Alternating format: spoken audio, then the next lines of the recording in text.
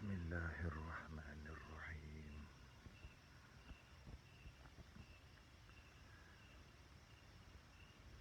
Tuan Faiz Hadi, macam mana suara? Jelas tak?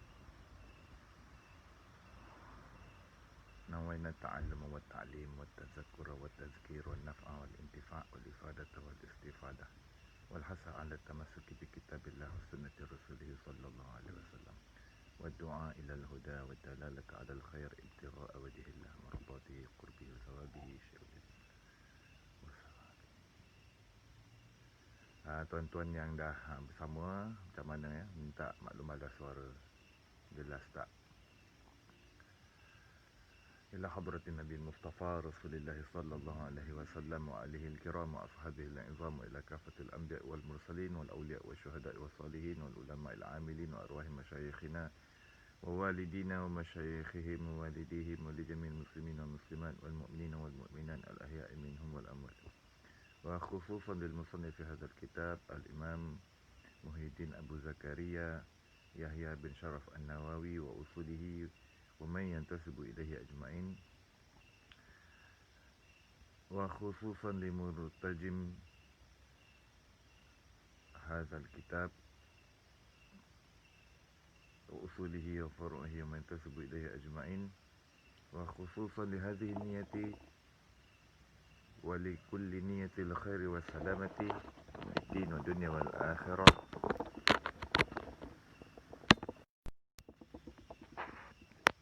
شيء لله ولهم الفاتحة. أعوذ بالله من الشيطان الرجيم. بسم الله الرحمن الرحيم. الحمد لله رب العالمين الرحمن الرحيم مالك يوم الدين إياك نعبد وإياك نستعين اهدنا الصراط المستقيم صراط الذين أنعمت عليهم غير المغضوب عليهم ولا الضالين آمين. Macam mana bang Khalid? Bang Khalid Padang Singa, macam mana? Dah hijaz tu? Jelas tak? Puan Hani, macam mana suara? Sebelum kita mulakan bacaan,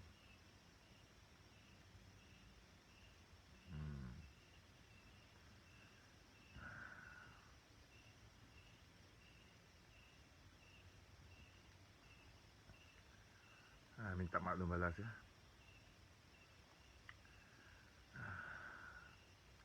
Alhamdulillahi Rabbil Alamin wa bihi nasta'in ala umuri dunya wad din wa salatu wassalamu ala Sayyidina wa maulana Muhammadin Sayyidil mursalin wa khatamin nabiyyin wa syafi'il muznibin wa ala alihi wa ahli baitihi wa azwajihi wa zurriyatihi wa ashabihi wa tabi'in wa tabi'in tabi'in lahum bi ihsanin ila yaumiddin. Salatan wa salaman tasliman katsiran bi rahmatika ya arhamar rahimin.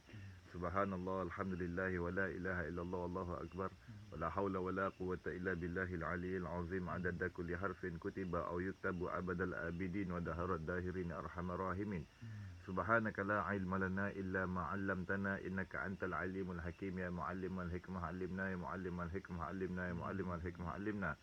Allahumma 'allimna ma jahilna wa zakkirna ma nusina. Allahumma inna nastaudi'uka ma 'allamtanahu fardudhu ilaina 'inda hajatina ilaihi wa la tansanahu ya rabbal alamin. Rabbi yassir wa la tu'assir ya karim. Rabbi tamim bil khair. Rabbi zidna ilma warzuqna fahma wa alhiqna bis salihin. Allahumma faqihna fid din. Rabbi syrah wa alimna ta'wil. Rabbi syrah lana sudurana wa yassir lana umurana wahlul 'uqdatam min alsinatina yafqahu aqwalana. La haula wala quwwata illa billahil aliyyil azim. La haula wala quwwata illa billahil aliyyil azim. La haula wala quwwata illa billahil aliyyil azim. Amma ba'du. Puan Hani kata jelas, Bang Padang kata tak jelas, Mim Fauzi kata perlahan. Sekali lagi kita cuba. Bismillah. Macam mana ya? Harap-harap jelas lah. Baik, jadi kita sambung bicara kitab Bustanul Arifin Wasabiluz Zahidin karangan Al-Imam Al-Hafiz Abu Zakaria Muhyiddin Yahya bin Sharaf An-Nawawi rahimahullah, ghafarallahu lahu wa liwalidayhi wa li jami'il muslimin wa nafa'ana bihi wa bi'ulumihi fid daraini amin ya rabbal alamin. InsyaAllah hari ini kita sambung ni masih lagi dalam bab yang pertama ya. Masih lagi dalam bab yang pertama pada membicarakan tentang al-ikhlas wa ihdarun niyah. Ikhlas dah betul kan galak kali dah Abang Pedang. Cuba Abang Pedang pula pakai apa earphone. Sebab Puan Hani kata okey, clear. Clear ya? Baik. Jadi masih lagi dalam bicara bab ikhlas. Bab yang pertama daripada 5 bab kitab ini. Jadi dalam kitab ini Imam An-Nawawi rahimahullah subhanahu wa ta'ala, bab yang pertama, beliau mendahulukan pembicaraan menyatakan tentang ikhlas dan menghadirkan niat pada sekalian amalan, sama ada amalan yang zahir maupun amalan yang batin. Jadi telah lalu kita baca beliau mulakan pada naskhah, satu naskhah dengan firman Allah Subhanahu Wa Taala dalam surah Al-Bayyinah. Dah sudah dah bang. 3 kali dah saya Jack cabut dan pasang balik. Dah sudah 3 kali dah. Jelas tak? Puan Hani jelas tak?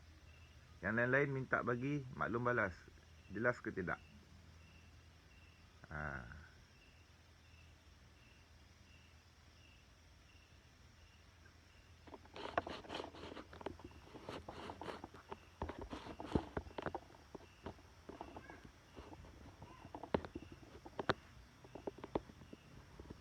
Ini kali keempat. Bismillah.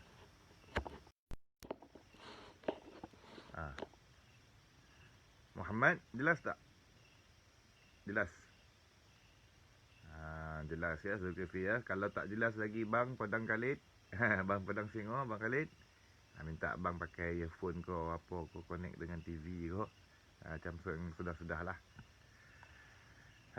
Baik. Jadi bab yang pertama ni tentang ikhlas. Awal-awal tuan pengarang petik firman Allah Subhanahu Wa Taala dalam surah Al-Bayyinah.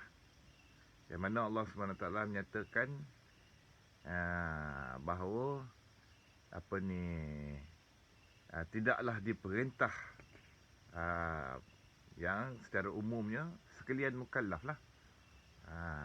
Terima kasih kepada yang bagi maklum balas. Baik.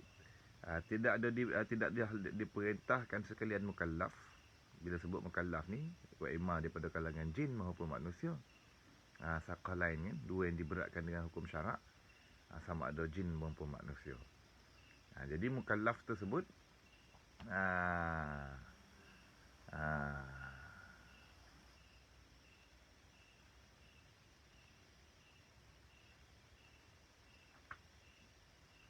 minta maaf lah Bang Pedang Khalid ya. Saya nak teruskan bacaan. Sebab yang lain jaga dah maklum jadi jelas, clear. Itu wallahu alam lah. Tak tahulah apa masalah teknikal lah. Jadi kita nak sambung bacaan ya. Tuan-tuan yang dah bersama, jadi kita sambung fokus perbicaraan ikhlas ni. Jadi kita ni tidaklah diperintahkan secara umumnya, tidaklah diperintahkan sekalian mukallaf, jin dan manusia, melainkan mengabdikan diri kepada Allah SWT. Mengabdikan diri kepada Allah SWT ni, pengabdian kepada Allah SWT ni tak bukan permulaan itu, mestilah dia dengan keimanan kan. Mula-mula sekali kita beriman, iman terhadap kewujudan Allah SWT, dan Allah SWT bersifat dengan segala sifat-sifat kesempurnaan. Maknanya kita apabila telah mengimani kewujudan Allah SWT dan Allah SWT bersifat dengan segala sifat-sifat kesempurnaan yang tidak terhingga banyaknya kecuali dia, maha suci ia daripada segala sifat-sifat kekurangan, keaiban ataupun kecacat celaan,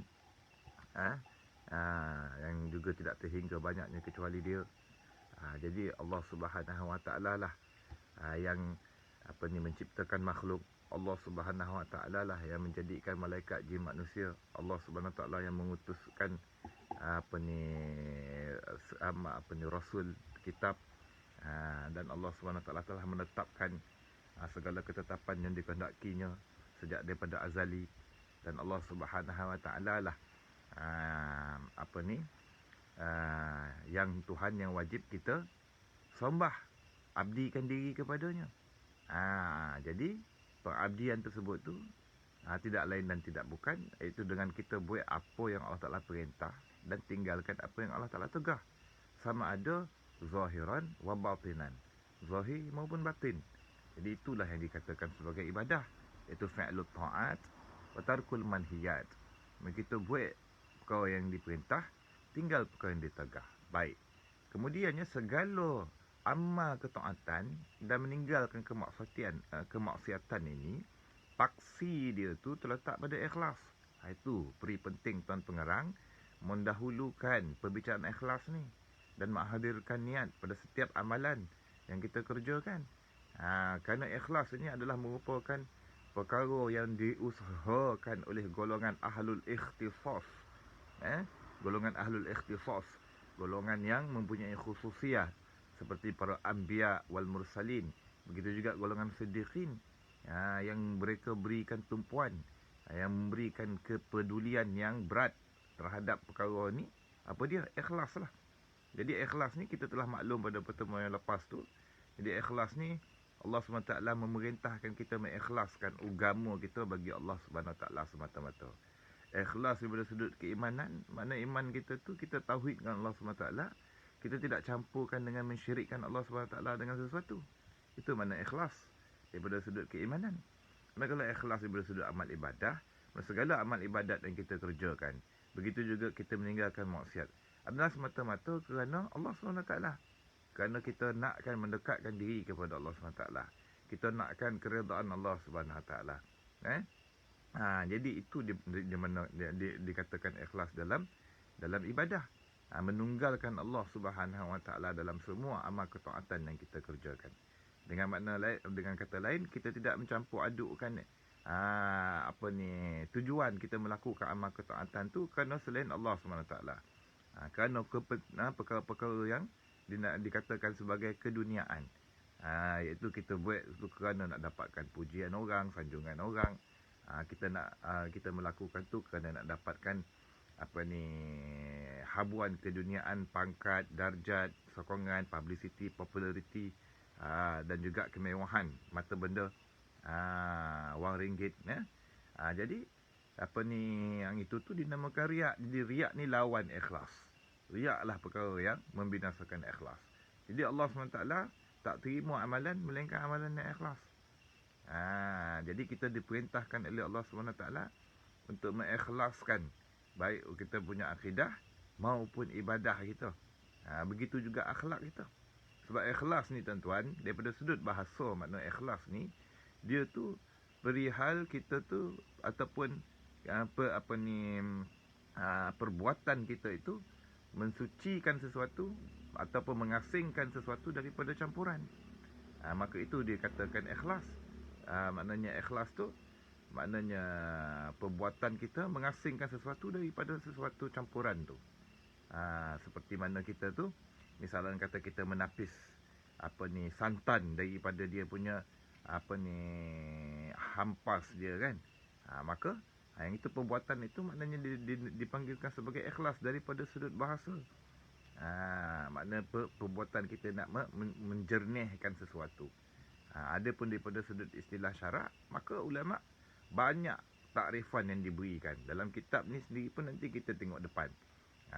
Jadi ikhlas ni maknanya dengan kata apa, kita tu menunggalkan, makna kita tu menetapkan niat kita tu, apa semua amal ibadat kita lakukan semata-mata kerana Allah SWT. Kalau melakukan perkara yang fardu ke, perkara yang sunat ke, kerana Allah SWT, kerana Allah Ta'ala suruh. Bukan kerana nak dapat pujian dan perkara-perkara keduniaan. Kalau kita tinggalkan maksiat kerana Allah Ta'ala tegah, bukan kerana kita tu takutkan cercaan, cemuhan, caci makian daripada orang. Bukan. Jadi itu dipanggilkan kita tu ikhlas. Kita dituntut untuk ikhlas, tuan-tuan. Jadi Allah Ta'ala tak terima. Jadi ikhlas ni syarat, boleh kata ar-ruknul a'zam min a'malil qalbi.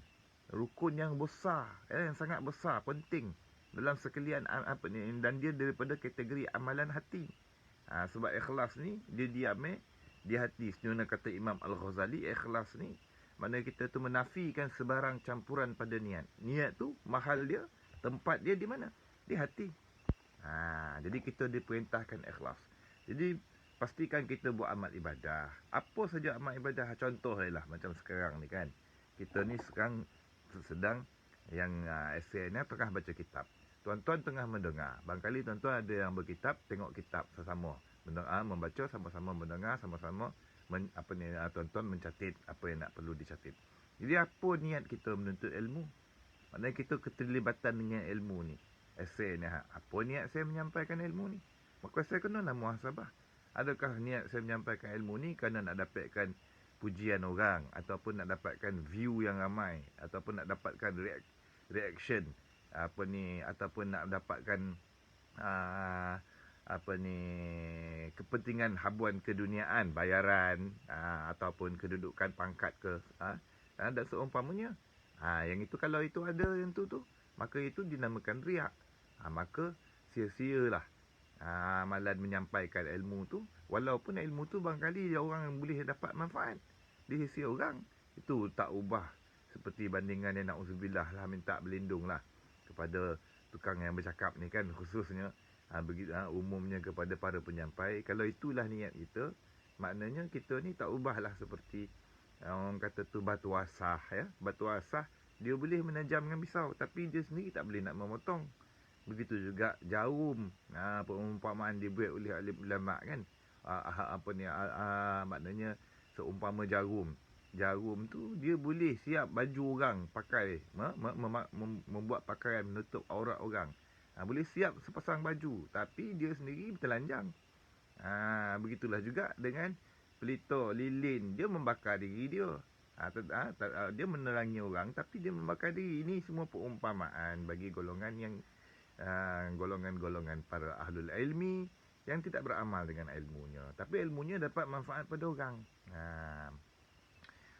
Baik, na'udzubillah, minta berlindunglah. Tuan-tuan pula yang menuntut ilmu tu, apa niat tuan-tuan? Nak kerana Allah Subhanahu Taala ke?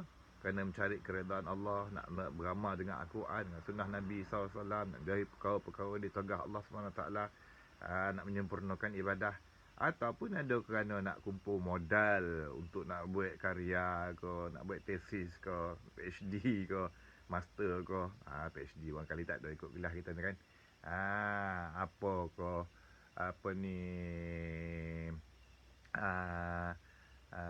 ataupun kita tu nak cari bahan untuk kita nak berdebat, nak bergaduh dengan orang kan, nak kritik orang tu salah, orang ni tak betul, kita yang betul.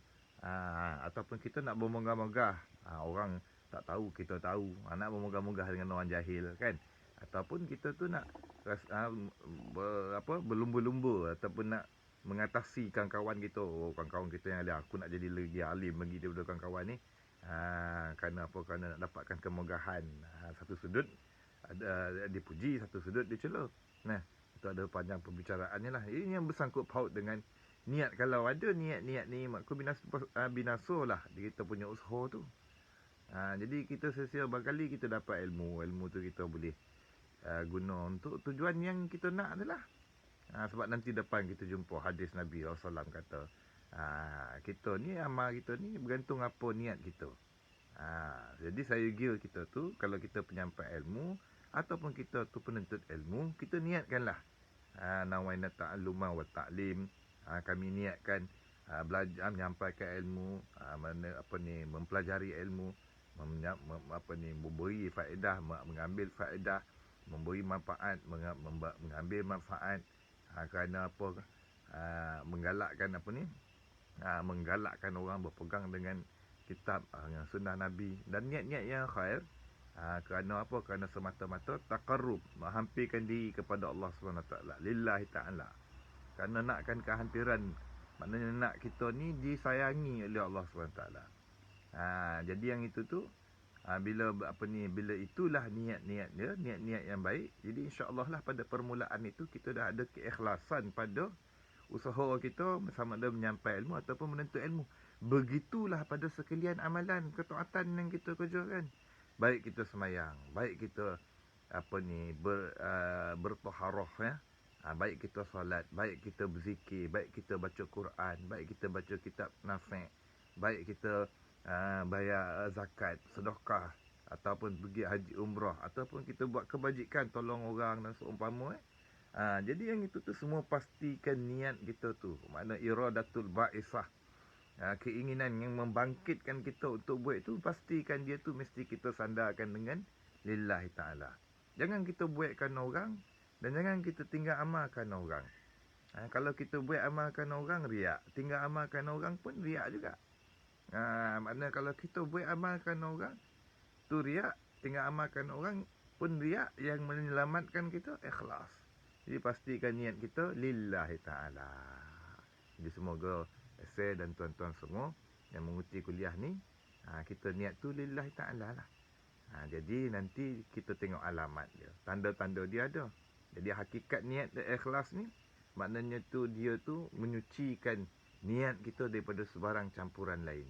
Tak nak. Jangan kita nakkan kepada pujian, sanjungan dan seumpama. Habis. Kemudiannya ayat yang kedua tu. Allah SWT berfirman, "Wa may yakhruj min baitihi muhajiran ila Allah wa rasulihi, summa yudrikuhul maut. Faqad waqa'a ajruhu 'ala Allah." Ini pun kita baca dah minggu lepas sepintas lalu. Kita ulang balik tengok tu. Kata tuan penterjemah. Maksudnya, dan sesiapa yang keluar daripada rumahnya dalam keadaan berhijrah kepada Allah dan Rasulnya, kemudian ia diragut oleh kematian, maka sebenarnya pahalanya telah tersimpan di sisi Allah. Baik. Pada surah Al-Bayyinah yang lepas itu padanya ada kepentingan, maknanya pada adanya perintah. Dapat kita faham daripada surah Al-Bayyinah ni, yang tuan pengarang petik ni, ayat 5 tu, yang sebelum ni, awal-awal bab tu, adalah kerana di situ adanya mafhum yang dapat difahami, iaitu perintah kita ikhlaskan agama kita semata-mata kerana Allah. Jadi yang ini ni, yang ayat yang lanjut ni, iaitu anjuran kita supaya sentiasa menghadirkan niat pada sekalian amalan kita. Ini satu contoh dalam ayat ini menerangkan tentang hijrah. Sesiapa yang keluar daripada rumahnya dalam keadaan berhijrah kepada Allah. Hijrah ni ada banyak hijrah yang wajib, ada hijrah yang sunnah. Jadi hijrah ni daripada sudut bahasanya, maknanya at-tarku wal intiqal. Maknanya meninggalkan tarkul watan, atau meninggalkan tanah air contohnya. Kemudiannya wal intiqalu ila baladin akhar, dan berpindah kepada negeri yang lain. Seperti mana hijrah para rasul, hijrah para sahabat yang telah terdahulu kan. Begitu juga hijrah yang masih kekal hukumnya, hijrah daripada negeri orang kafir yang kita tak boleh nak beramal, nak sembahyang tak boleh, nak puasa tak boleh. Kena wajib hijrah kalau mampu. Ataupun hijrah kalau negeri tu negeri orang kafir, tapi kita selamat duduk situ. Boleh kita buat amal ibadat, sembahyang, puasa, zakat, apa semua, tak ada tegahan. Jadi itu tu harus kita duduk situ, tapi afdal lagi mana sunat jadinya berhijrah. Jadi itu hijrah perpindahan tempat. Ada pun perpindahan yang melibatkan secara umum lagi, iaitu perpindahan ahwal atau perpindahan keadaan. Berpindah daripada satu keadaan kepada satu keadaan. Contohnya kita sebelum ni, keadaan kita lalai melakukan amal maksiat, maka kita berpindah kepada keadaan yang mengingati Allah dan juga melakukan amal taat. Itu suatu hijrah juga. Jadi apa hijrah, perubahan dalam kehidupan kita, perpindahan daripada tempat ke tempat. Seandainya niat tu kerana Allah Subhanahu Wa Taala, kerana nakkan keredaan Allah, nakkan kasih sayang Allah Subhanahu Wa Taala, rahmat Allah, berkat Allah. Kerana semata-mata kerana Allah SWT, kemudiannya tak sampai lagi nak sampai ke tempat nak dihijrahkan tu. Kemudiannya diragut oleh kematian. Kemudiannya maknanya datang ajal maut menjemput sampai masa meninggal dunia tengah jalan. Sebenarnya pahalanya telah tersimpan di sisi Allah. Jadi pada ayat ini tuan-tuan, dalam surah An-Nisa, surah An-Nisa ayat 100.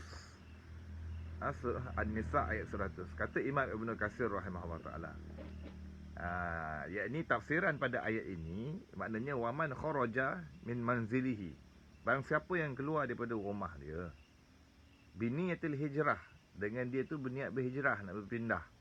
Seperti mana perpindahan yang kita sebut sebelum ni lah. Hijrah daripada tanah air, rumah dia tu dia nak pergi. Kerana apa? Kerana perkara-perkara yang wajib kah? Atau kadang perkara-perkara yang seperti mana yang kita nyatakan tadi, perkara yang wajib, seperti hijrah baginda Nabi SAW dan sahabat. Begitu juga hijrah daripada negeri kufar. Begitu juga hijrah bagi tujuan nak menuntut ilmu yang fardu, yang tak dapat nak dituntut di tempat sendiri. Jadi itu hijrah yang wajib. Jadi kalau niat dia tu kan Allah SWT, tak sampai lagi, tetapi kemudiannya famata fi asna ittariq, maka mati ia, meninggal dunia dia pada pertengahan jalan, faqad hasala lahu minallahi sawabu man hajara, maka sesungguhnya telah terhasil di sisi Allah SWT, telah tersimpan tu tuan-tuan boleh catat, yakni telah terhasil di sisi Allah Subhanahu Wa Taala pahala orang yang berhijrah. Seperti mana sabit dalam hadis yang diriwayatkan oleh Imam Bukhari dan Imam Muslim dan hadapan pada muka surat 14 tu nanti tuan pengarang dah sebut. Kemudiannya dalam tafsir Ibnu Katsir, Imam Ibnu Katsir rahimahullah ada membawakan satu kisah yang menyokong pada perbicaraan ayat ini, iaitu kisah tentang seorang lelaki, ya. Tuan-tuan barangkali pernah dengar kisah ni, dan dia ada pelbagai versi kerana ada berbagai riwayat. Tuan boleh rujuklah dalam hadis terdapat di dalam Sahih Bukhari dan juga Sahih Muslim. Kisah ini kisah tentang seorang lelaki. Seorang lelaki yang dia tu dah bunuh 99 orang. Pernah dengar cerita tu? Kisah seorang lelaki, dia dah bunuh 99 orang. Dia dah melakukan dosa yang besar lah. Membunuh nyawa dengan tidak sebenar ni adalah merupakan suatu dosa yang besar di sisi Allah Subhanahu Wa Taala.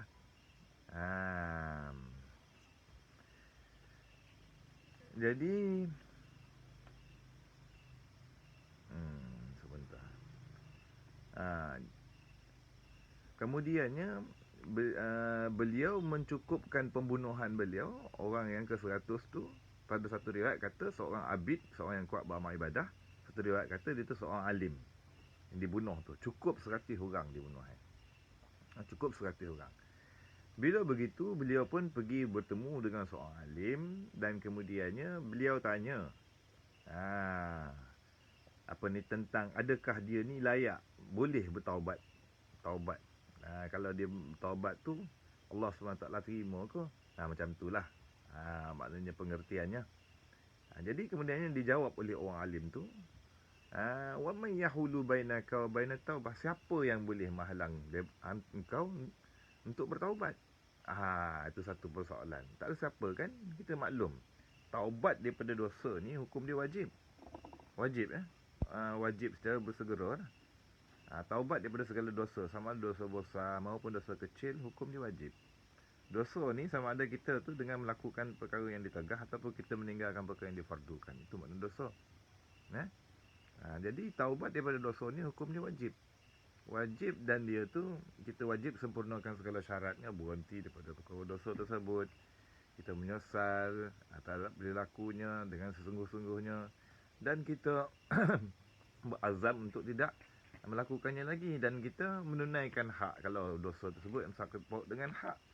Jadi dan kemudiannya syarat taubat yang diterima dari sisi Allah Subhanahu Wa Taala adalah taubat nasuha, taubat yang bersih, taubat yang ikhlas, taubat yang bersungguh-sungguh, dan juga taubat yang diterima dari sisi Allah Subhanahu Wa Taala. Antara syaratnya ialah sebelum daripada kita tu ruh sampai kepada halqum, ataupun sebelum pintu taubat tertutup dengan terbitnya matahari daripada tempat dia terbenam. Faham? Jadi bila begitu, kita faham tentang keadaan itu.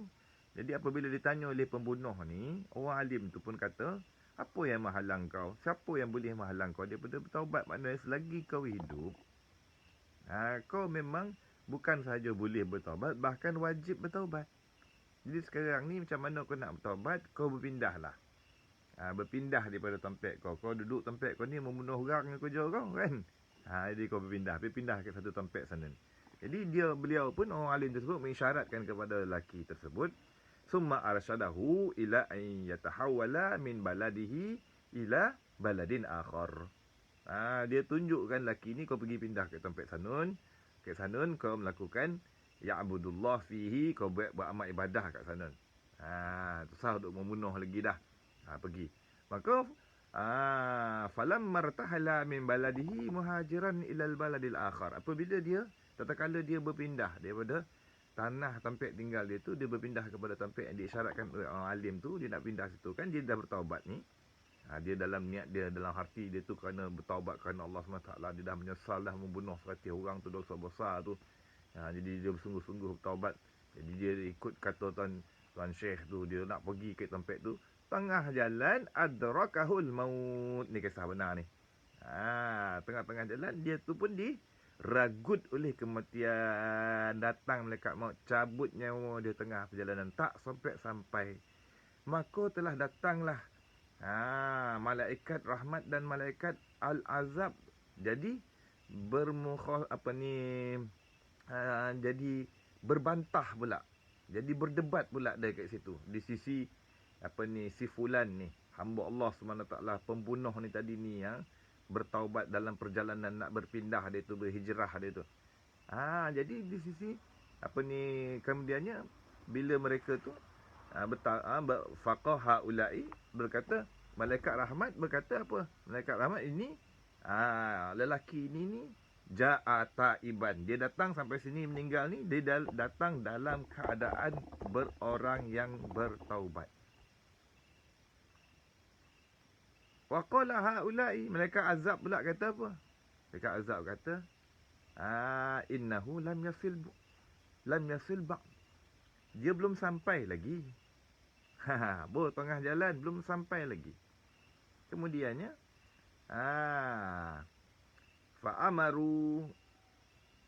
fa'umiru ayyaqisu ma bainal ardain. Maka kemudiannya dalam satu riwayat nyatakan Allah SWT pun mendatangkan satu malaikat yang diserupakan dengan seorang lelaki. Suruh malaikat ni yang berbantah ni kira daripada jarak rumah lelaki pembunuh ni sampai tempat dia mati, dan daripada tempat dia mati sampai nak pergi ke tempat negeri yang dia nak berhijrah tu. Berapa perbezaan? Maknanya mana yang lebih jauh, mana yang lebih dekat. Jadi bila begitu, Allah pada satu riwayat menyatakan Allah SWT pun memerintahkan kepada bumi. Perintah kepada bumi ni ada beberapa riwayat. Perintah kepada bumi, kata bumi ni Allah SWT suruh dekat, yang sana Allah SWT suruh jauh. Maknanya bumi yang dia nak pergi berpindah ni, negeri yang dia nak berpindah ni, Allah SWT kata suruh dekat sikit dekat dia. Yang tempat asal watan dia tu, kau pergi jauh. Maknanya sehingga kan perbezaan dia tu satu jengkal saja. Pada satu riwayat mengatakan, maknanya suruh yang ini suruh diam sini. Jangan pergi mana-mana. Yang bumi sana pergi jauh sikit. Maknanya tempat yang dia asal daripada rumah dia tu kan, Allah Ta'ala perintahkan menjauh sikit. Jadi sehingga walhasil pada satu riwayat lagi, lelaki tersebut ketika dia tu nazak, maka ketika itu dia pun berusaha untuk mendekatkan ke arah pergi ke negeri dia nak berhijrah tu dengan membalikkan dada dia. Maka hasil daripada riwayat tersebut, kesimpulannya terdapat perbezaan. Apa dia perbezaan? Lebih nak pergi ke negeri yang dia nak berhijrah tu dengan kadar sejengkal sahaja. Beza dia sejengkal. Maka diambil dia oleh malaikat rahmat. Jadi daripada kisah ini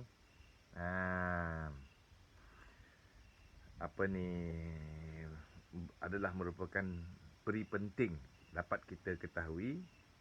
Kita tu menghadirkan niat pada setiap amalan kita. Semua amalan kita kena hadirkan niat. Niat kerana Allah SWT. Maknanya kalau apabila kita telah menghadirkan niat Maknanya sebelum sempurna lagi amalan tu telah terhasil pahala di sisi Allah SWT. Seperti mana ayat di hadapan pun akan menjelaskan insya-Allah. Tengok lanjut. Qala al-musannif rahimahullah taala. Nafa'ana bi'ulumihi fid daraini amin ya rabbal alamin. Jadi antara petanda kita tu ikhlas,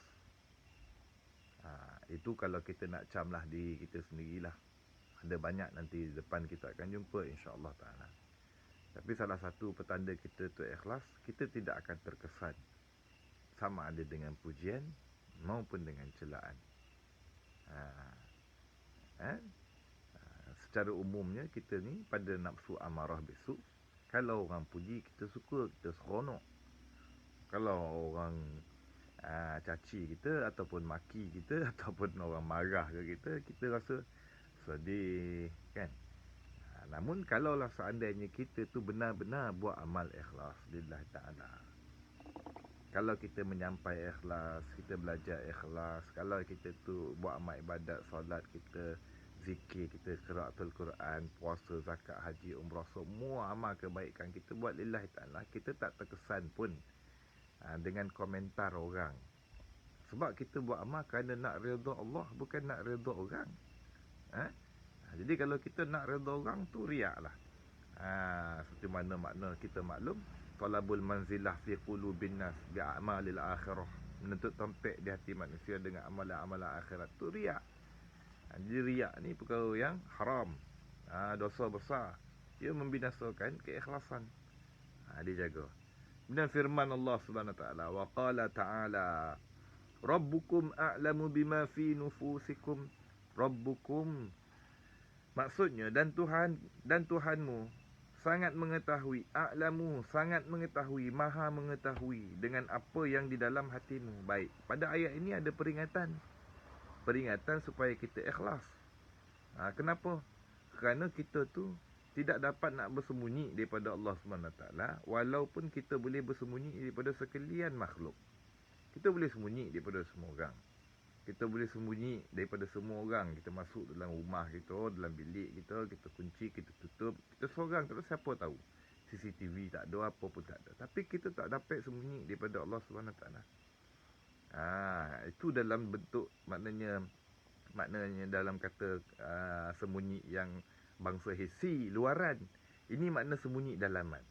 Dalam hati kita ni, kita boleh sembunyi daripada orang. Semua orang tak tahu apa dalam hati kita. Malaikat tahulah. Namun dalam bab ikhlas ni, ada dinyatakan sebahagian daripada riwayat bahawa malaikat pun tak tahu kita ikhlas tak ikhlas. Hatta syaitan pun tak tahu. Kalau dia tahu, dia boleh rosakkan. Hatta nafsu pun tak tahu yang boleh dia nak selewengkan. Jadi ikhlas ni adalah rahsia Allah SWT yang telah bubuhkan dalam hati-hati kita. Hati-hati hamba-hamba Allah yang Allah Ta'ala pilih, yang Allah Ta'ala kehendaki. Jadi semoga kita semua ni Allah SWT jadikan dalam kalangan orang yang Allah SWT pilih untuk diberi keikhlasan pada sekalian amalan kita. Amin ya rabbal alamin. Baik. Jadi itu catatan makna Rabbukum a'lamu bima fi nufusikum, dan Tuhanmu sangat mengetahui dengan apa yang ada dalam hatimu. Jadi jangan kita sembunyikan dalam hati kita keinginan kita terhadap selain Allah SWT dengan amal taat yang kita kerjakan. Kemudian dan firman Allah SWT lagi, la yanalallaha luhumuha wala dima'uha walakin yanaluhu taqwa minkum. Artinya, maksudnya, dan tidak mencapai akan Allah oleh dagingnya, daging kurban, dan tidak pula darahnya, tetapi yang sampai kepadanya hanyalah ketakwaan daripada kamu. Surah Al-Hajj ayat 37. Dan berkata Sayyidina Abdullah, baik, jadi lanjut seterusnya. Ini masih lagi berkisar tentang keikhlasan dan menghadirkan niat pada setiap amalan. Allah SWT berfirman, la yanalallaha luhumuha, tidak sampai kepada Allah SWT daging-daging ini. Bicara ni tentang satu amalan yang kita maklum, iaitu amalan apa dia? Korban. Amalan korban ni, zaman Arab jahiliah dulu, mereka sembelih korban, kemudiannya darah tu mereka lomor ke rumah. Darah korban tu dilomor ke rumah. Yang itu tu Arab jahiliah. Jadi Berkatalah sahabat-sahabat Rasulullah sallallahu alaihi wasallam, maka kami sebenarnya terlebih layak untuk nak melakukan sedemikian. Maka Allah Subhanahu taala pun menurunkan firman Allah taala, la yanalallaha luhumuha wala dima'uha walakin yanaluhu taqwa minkum. Ini Allah SWT nyatakan tak sampai kepada Allah Ta'ala tu daging-daging dan darah-darah tu. Maknanya tak sampai ni, maknanya Allah SWT arna.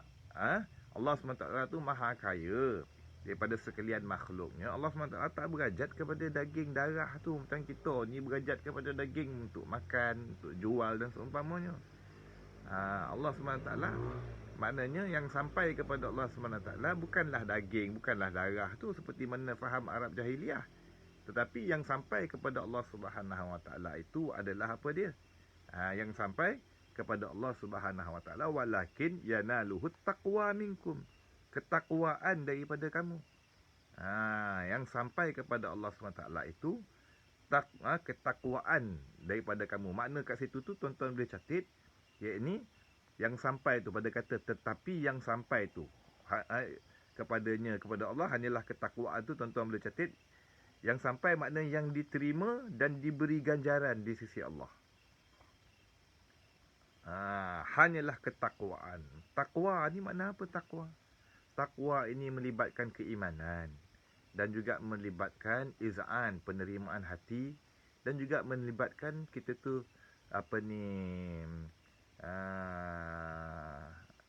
iqtida, kita tu imtisal al-awamir wajtinab nawahi, menjunjung segala perintah Allah dan meninggalkan segala tegah zahir dan batin. Itu makna takwa. Takwa tu di mana kata baginda Nabi? Huna, di dada.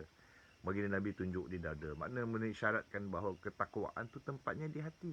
Yang mana hati itulah lubuk keikhlasan. Jadi semua amal ketakwaan Allah SWT perintahkan ikhlas, kerana Allah SWT hanya terima amal ibadat yang ikhlas.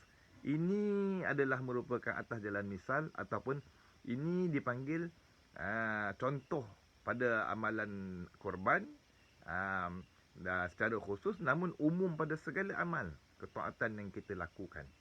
Yang sampai kepada Allah, mana yang diterima di sisi Allah dan Allah Ta'ala beri ganjarannya, adalah amal ketaatan yang kita buatkan ikhlas kerana Allah Subhanahu wa ta'ala, bukan kerana selain Allah. Namun depan tengok apa kata Imam An-Nawawi rahimahullah ta'ala. Qala Ibnu Abbas radhiyallahu anhuma, maknahu walakin yanaluhu an-niyatu minkum. Wa qala Ibrahim, at-taqwa ma yuradu bihi wajhuhu. Wa qala al-Imam Abu al-Hasan al-Wahidi rahimahullah, qala az-Zajjaju al-ma'na لن يتقبل الله الدماء واللحوم إذا كانت من غير تقوى الله تعالى وإنما يتقبل منكم ما تتقونه به وهذا دليل على أن شيئا من العبادات لا يصح إلا بالنية وهو أن ينوي به التقرب إلى الله تعالى وأداء ما أمر به. Baik, tengok ini ada penjelasan daripada Imam Nawawi rahimahullah ta'ala, membawa perkataan Sayyidina Abdullah ibn Abbas radhiyallahu anhuma dalam menerangkan ayat ini, ayat yang la yanalullah sampai habis tu. Tak sampai kepada Allah Subhanahu taala daging dan darah-darah. Yang sampai kepada Allah Taala tu ketakwaan tu, makna dia apa? Jadi kata Ibnu Abbas radhiyallahu anhuma dalam menerangkan ayat ini, yang sampai kepada Allah Taala ialah niat di dalam hati kamu. Niat ni makna apa? Qasad dan azam kita tu. Ada niat dengan makna qasad. Qasad maknanya tuju kita. Tujuan kita. Maknanya kita tujukan dengan kita buat amal taat tu, apa yang kita tujukan. Tujukan. Depan tu ada dibagi tahu. Tengok depan sikit. Dan berkata Ibrahim An-Nakhai rahimahullah ta'ala, takwa itu ialah suatu amal yang dikehendaki dengannya akan keredaan Allah Ta'ala. Apa makna tu? Takwa itu adalah merupakan suatu amalan yang dikehendaki dengan amalan tersebut. Maknanya orang yang melakukan amalan tu mengkehendakkan akannya keredaan Allah Subhanahu wa taala, bukan nak keredaan makhluk. Catat kat situ. Hendakkan keredaan Allah, bukan nak keredaan makhluk. Ini perkataan Ibrahim An-Nakhai, ma yuradu bihi wajhu. Maknanya apa yang kita buat amal tu kita kehendakkan kerana nakkan keredaan Allah. Apa saja amal taat kita buatkan, bukan nak keredaan selain Allah ataupun perkara selain Allah Subhanahu Wa Taala. Dan berkata Imam Abdul Hasan Al-Wahidi rahimahullah taala. Berkata Imam Az-Zajjaj, elok dia je tu J tu ada double, dia ada sabdu pada jim. Az-Zajjaj rahimahullah taala, makna ayat ini ialah masih lagi ayat tadi tu. Allah Taala tidak akan menerima darah ataupun daging korban apabila ianya tidak disertai dengan takwa. Allah Ta'ala hanya menerima daripada kamu akan amalan yang dilakukan kerana ketakwaan. Oleh kerana itulah dapat disimpulkan bahawa sebarang ibadah tu umum. Semayang, poso, zakat, qiraatul Quran dan seumpama, haji, umrah. Tidak sah kecuali dengan niat at-taqarrub ilallah. Apa makna at-taqarrub ilallah? Iaitulah untuk mendekatkan diri kepada Allah Ta'ala dan menunaikan kewajipan yang disuruh highlightkan tu, dua tu. Ini dinamakan sebagai ketakwaan ni. Makna semua amal yang kita lakukan, iaitu kita niatkan kerana apa? Kerana nak mendekatkan diri kepada Allah, satu. Dan nak menunaikan kewajipan yang disuruh. Allah Ta'ala suruh. Kalau kita tinggal, kenapa kita tinggal? Allah Ta'ala tegah. Jadi kita niatkan nak mendekatkan diri. Dekat diri ni tak ada jalan lain dah. Allah Ta'ala sendiri bagi tahu. Jalan nak dekatkan diri kepada Allah ni, buat yang Allah Ta'ala perintah. Tinggal yang Allah Ta'ala tegah. Buat yang Allah Ta'ala wajibkan tu nombor satu. Yang nak mendekatkan diri kepada Allah. Dan keduanya, buat yang sunat-sunat. Itu yang nak mendapatkan kita lebih dekat dan dapat dikasihi oleh Allah SWT. Sehingga Allah Ta'ala pelihara kita. Allah SWT pelihara zahir kita, batin kita daripada perkara-perkara yang dimurkainya. Maka kita akan ditasarrufkan ataupun dijaga oleh Allah SWT sehingga kita di dunia ni buat benda-benda yang Allah Ta'ala redai sahaja. Jadi itu dia, jalan dia. Maka dengan kita buat amal ibadah ni lah kita niatkan untuk nak taqarrub tu. Dekat ni bukan makna dekat, hampir ni bukan makna hampir jarak. Sebab itu mustahil ke atas Allah SWT. Dekat kita dengan Allah SWT ni dengan mana apa? Kita nak kan, kita hampir kepada Allah SWT, ataupun kita hendakkan dihampirkan oleh Allah SWT kepada Allah, iaitu dekat pada pemerhatian, pemeliharaan dan juga rahmat Allah SWT. Dan juga dekat dengan keredaan Allah SWT, dunia dan akhirat. Itu makna dekat. Habis. Lawan dia jauh. Jauh tu dengan makna apa? Jauh ni makna kita tu jauh daripada dipedulikan oleh Allah Subhanahu Wa Taala. Kita ni dibiarkan oleh Allah Subhanahu Wa Taala dalam keadaan lalai, melakukan dosa dan seumpamanya, na'udzubillah. Daripada kita tu meninggalkan perkara yang disuruh, kita buat perkara-perkara yang ditagah. Itu kita jauh lah. Jadi daripada jauh nak dekat tu, itu dia panggil inabah ataupun taubah, kembali. Tu orang tua dulu cakap, sosek ujung jalan, balik pangkal jalan. Tu dia. Habis. Allah Rabbi.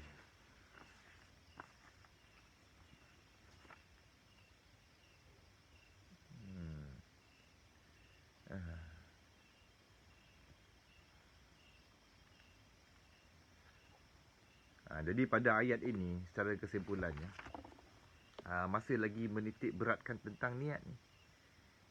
Niat apabila kita tu buat sesuatu amalan. Apabila kita niat kerana Allah Subhanahu Taala, mana sempurna, belum sempurna lagi amalan tersebut tu, maka kita tu telah dapat dah pahala niat tu. Nampak tak? Besar. Jadi depan, Tuan Pengarang bawa hadis ni yang merupakan hadis yang besar di dalam agama Islam. Dia salah satu, sebahagian daripada ulama menyatakan dia salah satu daripada 4 hadis yang merupakan tiang agama Islam. Ada yang menyatakan lebih daripada bilangan 4. Nanti insya-Allah depan kita jumpalah. Dalam kitab ini, kalau tuan-tuan yang tengok, yang pakai kitab terjemahan oleh penterjemahnya Fadilatul Syekh Ahmad Fahmi Zamzam Al-Banjari hafizahullah taala, tuan-tuan akan mendapati ringkas pada kata dan telah meriwayatkan akan kami oleh Al-Imam Hafiz Abdul Baqa Khalid bin Yusuf Al-Maqdisi An-Nabulsi Asy-Syafi'i radhiyallahu anhu dengan sanadnya daripada Sayyidina Umar bin Al-Khattab. Ringkas saja, tapi beliau tak sebut panjang. Kalau dalam nuskhah bahasa Arab panjang. Awal kitab ni yang versi Rumi ataupun yang versi Jawi ikutlah pada perhatian tu. Pada perhatian di muka awal selepas daripada kata pengantar penterjemah, beliau ada memberikan kita sedikit nota, iaitu untuk meringkaskan terjemahan ini. Jadi terjemahan yang dibuat oleh Syekh Ahmad Fahmi Zamzam ini meringkaskan lagi, memudahkan lagi untuk kita, khususnya orang kebanyakan.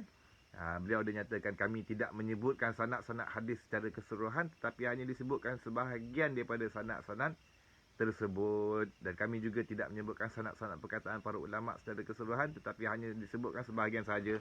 Jadi kalau dalam bahasa Arabnya, dalam kitab yang versi Arabnya panjang, ada kan Imam Nawawi menyatakan hadis yang pertama ni yang dibawa hadis pada perbicaraan tentang ikhlas ini, beliau meriwayatkan melalui jalur sanad beliau sendiri. Kalau tuan-tuan yang ada yang versi Arab boleh tengoklah dan boleh baca yang versi Arab tu lah. Pada nak menyatakan tentang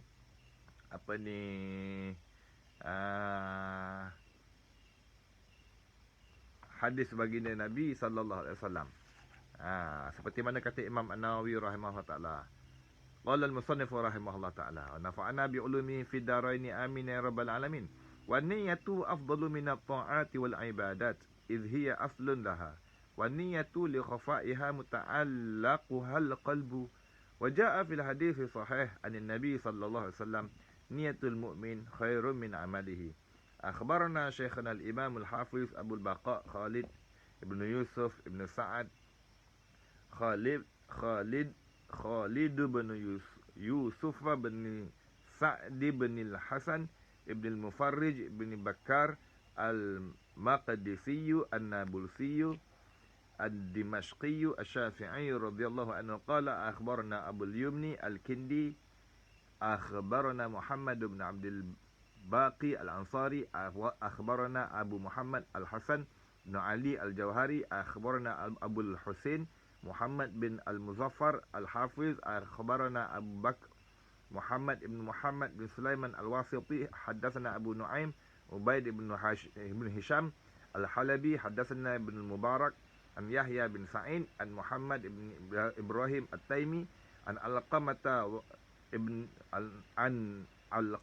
bin Waqqas Al-Laisi an Umar bin Al-Khattab radhiyallahu anhu qala Rasulullah sallallahu alaihi wasallam innamal a'malu binniyat wa innamal likulli imri'in ma nawa faman kanat hijratuhu ila Allah wa rasulih fahijratuhu ila Allah wa rasulih man kanat hijratuhu ila dunya yusibuha aw imra'atin yankihuha fahijratuhu ila ma hajara ilaihi.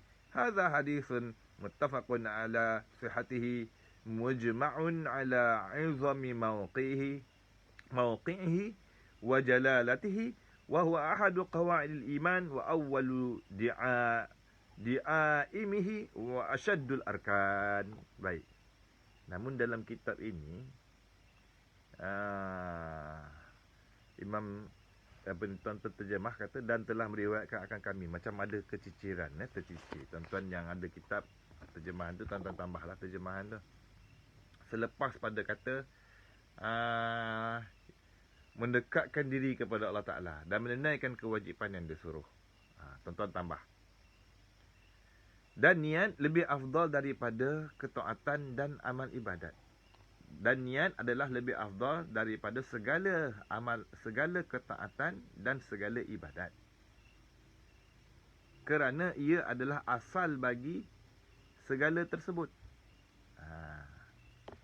Kerana ia adalah asal bagi ketaatan dan ibadat tu. Niat adalah lebih afdal daripada ketaatan dan ibadat kerana dia adalah asal bagi segala ketaatan dan ibadat. Dan niat itu kerana halusnya ia, tempat pergantungannya ialah di dalam hati. Kerana halusnya ia, dia bukan nyata di luar. Niat-niat ni bukan lidah tu lapas. Niat-niat ni di dalam hati. Dan telah datang pada hadis, tambah lagi. Dan telah datang pada hadis yang sahih daripada Nabi sallallahu alaihi wasallam, niyatul mu'min khairun min amalihi. Niat orang yang beriman itu lebih baik daripada amalannya. Kenapa? Kerana pada niat yang ikhlas dia tidak bercampur dengan riak. Sedangkan pada amalan dia boleh bercampur riak. Itu beramal tu, kan? Mula-mula kita niat lillahi ta'ala, tapi tengah-tengah beramal boleh bercampur dengan riak. Boleh kedatangan riak. Jadi niat kita tu lebih baik lagi daripada amalan. Nampak? Daripada satu sudut, makna niat itu dia kalau yang ikhlas tidak bercampur riak. Tak ada habuan.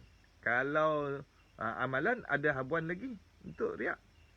Amalan yang selain amalan yang zahir lah. Okey. Kemudiannya antaranya lagi niat itu daripada satu sudut pahala dia. Maknanya dengan nampak tadi belum sempurna amalan pun kita dah ada pahala niat dah.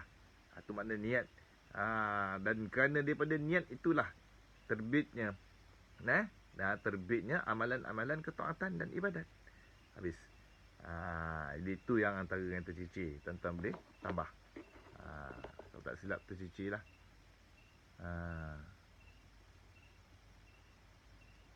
Kemudian barulah akhbarana Syekhuna al-Imam An-Nawawi membacakan dengan sanad beliau sendiri sampai kepada Rasulullah sallallahu alaihi wasallam. Sanad beliau tu daripada Imam Al-Hafiz Abul Baqa, tu guru Imam An-Nawawi rahimahullah taala, Abu Baqa Khalid bin Yusuf Al-Maqdisi An-Nabulsi Asy-Syafi'i radhiyallahu anhu, dengan sanadnya daripada Sayyidina Umar sehingga sampai kepada Sayyidina Umar Ibn Al-Khattab radhiyallahu anhu berkata, telah bersabda Rasulullah sallallahu alaihi wasallam, innamal a'malu binniyat wa innamal likulli imri'in ma nawa, faman kanat hijratuhu ila Allah wa rasulih fa hijratuhu ila Allah wa rasulih, man kanat hijratuhu ila dunya yusibuha aw imra'atin yatazawwajuha fa hijratuhu ila ma hajara ilaihi, muttafaqun alaihi. Artinya hanya saja segala amal itu dikira mengikut niat. Jadi ini hadis ni adalah merupakan hadis yang besar.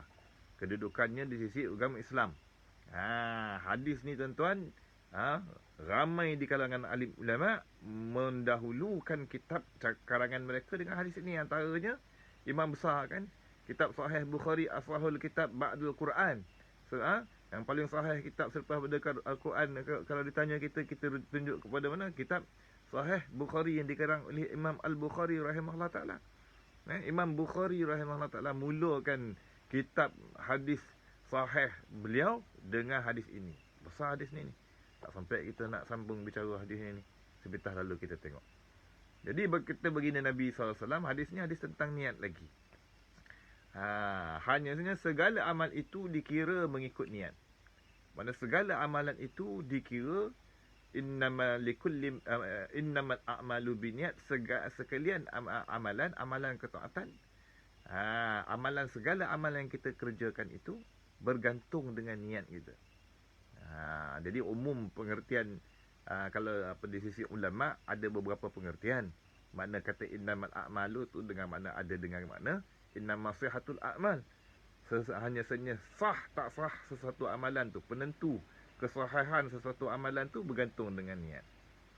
Ataupun dengan makna tuan-tuan boleh catat situ, segala amal itu dikira mengikut niat tu, maknanya pertama tadi tu makna kesahihan amalan bergantung dengan niat, ataupun dikira amalan untuk diberi ganjaran pun bergantung dengan niat. Ganjaran daripada Allah SWT terhadap amalan bergantung dengan niat. Jadi kata baginda Nabi SAW, setiap seseorang daripada amalannya mengikut apa yang diniatkannya, yang diniatkannya dalam hatinya. Maka sesiapa adalah hijrahnya ini kerana Allah dan Rasulnya. Ini berlaku kisah hijrah baginda Nabi SAW kan. Pada zaman hijrah tu, ini ada kisah masyhur, kisah Muhajir Ummu Qais, seorang lelaki yang dia tu berhijrah kerana dia nak menikah dengan tunang dia. Tunang dia berhijrah kat Madinah. Jadi dia nak menikah dengan tunang dia berhijrah lah. Bukan kerana menunaikan hijrah, perintah Allah SWT. Pada waktu tu Allah Ta'ala perintah Nabi, para sahabat berhijrah daripada Makkah ke Madinah, Makkah ke Habsyah, sebelum pada tu kan. Jadi tu perintah Allah SWT suruh hijrah. Jadi ada itu nak berhijrah tu, ada di kalangan yang berhijrah tu kerana nak dapatkan perkara-perkara keduniaan, seperti kesempitan hidup di Makkah, kerana umat yang dah dah mengikut baginda Nabi SAW, sahabat yang dah beriman, maka mereka ditindas, dikerasi ketika di Makkah. Di kesempitan hidup, barangkali ada di kalangan mereka tu nak berhijrah kerana nak mencari keluasan hidup, nak cari kesenangan, nak cari sumber rezeki lain, sana dah terbatas. Ada yang berhijrah kerana nak menikah, seperti dipanggil Muhajir Ummu Qais. Perempuan tu Ummu Qais nama dia. Laki tu dia berhijrah kerana nak menikah. Jadi kata baginda Nabi SAW, siapa yang berhijrah kerana Allah Ta'ala, maknanya kerana menunaikan perintah Allah dan Rasul, kerana nak mendekatkan diri kepada Allah dan Rasul, maka hijrahnya itu kepada Allah dan Rasulnya. Maknanya diterima oleh Allah dan juga diredai dan juga diberi ganjaran. Tu catat kat situ. Maka hijrahnya itu kepada Allah, maknanya diterima di sisi Allah dan diredai dan Allah Ta'ala beri ganjaran. Namun sebaliknya, siapa yang hijrahnya kepada hanya kerana mendapatkan keuntungan dunia, kerana nak dapatkan kepentingan keduniaan, atau kerana mahu berkahwin kepada seorang perempuan, maka nilai hijrahnya seperti yang diniatkannya itu. Maknanya apa? Secara ghalibnya, kalau kita buat amal tu kerana nak kepentingan keduniaan, secara kebiasaan kita dapatlah apa yang kita nak dunia. Tapi di sisi Allah Ta'ala tak terima. Bahkan melayakkan kita tu kepada kemurkaan Allah, na'udzubillah, dan azab seksa yang bersangatan pedih. Kerana Allah Subhanahu Wa Ta'ala mengetahui apa yang kita niatkan. Kalau seandainya kita melakukan amal ketaatan tu bukan kerana Allah Subhanahu Wa Ta'ala, bahkan kerana keduniaan, maka yang mewajibkan kita mendapat kemurkaan Allah Ta'ala tu kerana kita menzahirkan amal ketaatan di sisi pandangan orang. Namun sebaliknya, kita menyembunyikan kemaksiatan kita terhadap Allah SWT dalam hati kita. Hadis ini telah disepakati oleh para ulama atas kesahihannya, dan mereka bersepakat mengatakan bahawa hadis ini sangat besar kedudukannya dalam agama dan merupakan salah satu asas keimanan. Bahkan ia merupakan tonggaknya yang terutama sekali dan yang paling kukuh. Adapun makna niat itu ialah qasad, iaitu keazaman hati untuk melakukan satu, dan lafaz innama yang mengandungi makna al-hasad, al-hasar, perhinggaan yang membawa pengertian bahawa apa-apa yang akan disebutkan selepas lafaz itu adalah satu yang sangat kukuh kedudukannya, dan pada masa yang sama lafaz ini juga mengeluarkan atau menafikan segala perkara yang lain yang tidak disebutkan. Sampai situ dulu lah kot. Cukup lah tu. Jadi saya berpesan kepada diri saya sendiri, nanti kita tonton tanda tempat berhenti pada kalau yang pakai kitab terjemahan tu, pada kata hadis ini telah disepakati tu. Jadi kita sambung balik kat situ. Jadi setakat ni saya berpesan kepada diri saya sendiri, kepada tuan-tuan yang dikasihi sekalian, maka kita ikhlaskanlah niat kita pada segala amalan ketaatan yang kita lakukan. Maknanya segala gerak-geri kita, diam kita, apa saja yang kita kerjakan, amal ketaatan, kita niatkanlah kerana Allah, kerana melakukan, menjunjung perintah Allah, kerana nak mendekatkan diri kepada Allah, nak dapatkan keredaan Allah Subhanahu Wa Ta'ala. Jadi jauhilah niat-niat yang selain daripada niat tersebut, daripada niat-niat perkara keduniaan dengan amal ketaatan. Semoga kita semua termasuk dalam orang-orang yang ikhlas. Allah Ta'ala jadikan golongan orang yang mukhlis dan mukhlas, dan semoga Allah Ta'ala jauhkan kita daripada golongan mura'in, daripada menjadi kita orang yang mura'un, orang yang mura'in, orang yang riak. Amin ya rabbal alamin. Sampai sini lebih kurang harap dimaafkan. Salah silap saya tu harap diperbetulkan. Panjang umur, kita sambunglah minggu depan pertemuan yang ke-9. Alhamdulillahirabbil alamin wa bihi nasta'in ala umurid dunya waddin.